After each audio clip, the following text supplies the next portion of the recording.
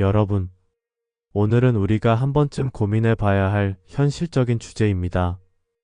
가족이라고 무조건 가까워야 할까? 독이 되는 관계에 대해서 살펴봅니다.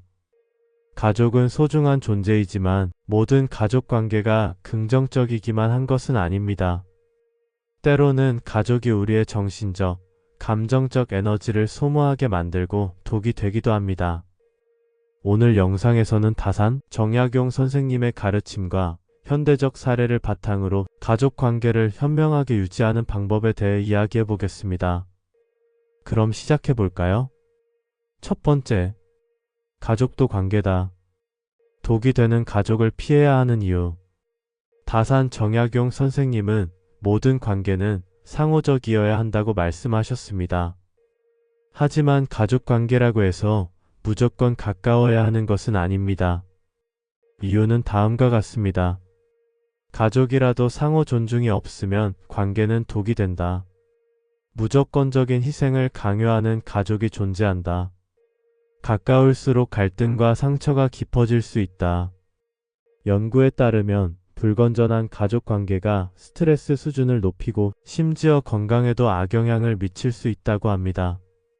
가족이 항상 나를 도와주는 존재가 아닐 수도 있습니다. 해결책을 몇 가지 찾아봅시다. 감정적 에너지를 갉아먹는 가족과 거리를 두기. 상호 존중이 없는 관계는 적절한 선을 긋기. 감정적, 경제적 독립을 통해 관계를 건강하게 유지하기. 가족도 관계입니다.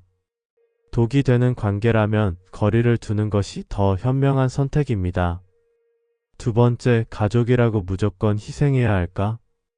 다산 선생님은 진정한 가족 관계는 서로를 살리는 것이지 희생을 강요하는 것이 아니다. 라고 하셨습니다.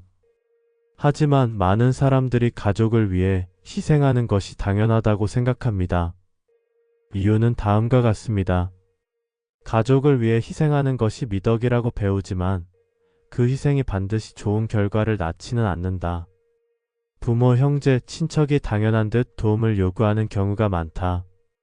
희생이 계속되면 결국 불만과 원망으로 변할 가능성이 크다. 한 연구에 따르면 가족을 위해 과도한 희생을 한 사람들이 노년에 후회를 많이 한다고 합니다. 특히 경제적 지원을 지속했던 경우 가족 간 갈등이 커질 가능성이 높습니다. 해결책을 몇 가지 찾아봅시다. 자신의 삶을 먼저 챙기는 것이 중요하다. 희생이 아닌 공정한 도움을 실천하기. 가족의 요구를 무조건 들어주기보다는 스스로 해결할 기회를 주기. 가족을 위해 희생하는 것이 반드시 좋은 결과를 낳지는 않습니다. 건강한 거리감이 필요합니다. 세 번째, 가족 간에도 거리가 필요하다. 다산 선생님은 가까운 사람일수록 더욱 예의를 지켜야 한다고 하셨습니다. 가족이라고 해서 무조건 가깝게 지내야 하는 것은 아닙니다. 이유는 다음과 같습니다. 서로 너무 가까우면 감정이 쉽게 상할 수 있다. 가족 구성원의 성향과 가치관이 다를 수 있다. 개인적인 삶을 유지해야 하는데 가족이 간섭할 경우 부담이 된다. 최근 연구에 따르면 부모와 자녀가 적절한 거리를 두고 생활하는 가정이 더 행복하다고 합니다. 가족끼리 너무 밀착된 관계를 유지하면 오히려 갈등이 더 잦아질 수 있습니다. 해결책을 몇 가지 찾아봅시다. 물리적 거리뿐만 아니라 감정적 거리도 유지하기. 각자의 인생을 존중하며 간섭하지 않기. 필요할 때 도움을 주고받되 의존하지 않기. 가족이라고 해서 무조건 가까이 있어야 하는 것은 아닙니다. 적절한 거리감이 관계를 더 건강하게 만듭니다. 오늘은 가족이라고 무조건 가까워야 할까? 독이 되는 관계라는 주제로 이야기해 보았습니다.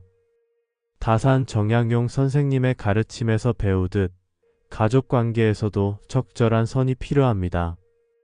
여러분도 오늘을 계기로 자신의 가족 관계를 다시 한번 점검해 보시는 건 어떨까요? 여러분의 생각은 어떠신가요?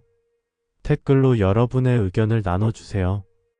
그리고 이 영상이 유익하셨다면 구독과 좋아요 꼭 눌러주세요. 다음 시간에도 더 유익한 주제로 찾아뵙겠습니다. 감사합니다.